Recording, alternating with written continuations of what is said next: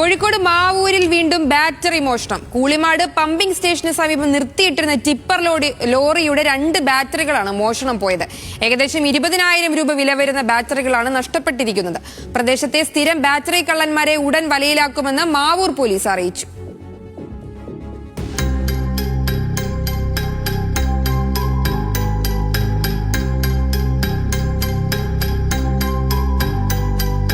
ശനിയാഴ്ച രാത്രിയാണ് മോഷണം നടന്നത്.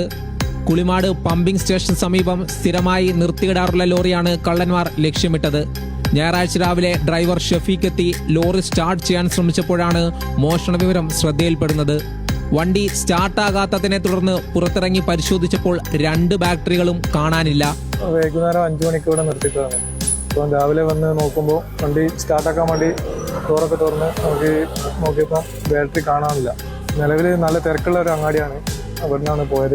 ഉടനെ മാവൂർ പോലീസിൽ വിവരമറിയിച്ചു. പോലീസ് സ്ഥലത്തെത്തി പ്രാഥമിക പരിശോധന നടത്തി. പ്രദേശത്തെ CCTV ദൃശ്യങ്ങൾ കേന്ദ്രീകരിച്ചാണ് നിലവിൽ അന്വേഷണം പുരോഗമിക്കുന്നത്.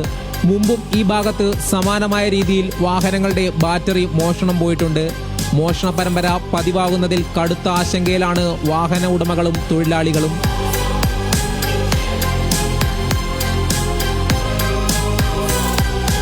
ന്യൂസ് മലയാളം, കാലിക്കറ്റ്.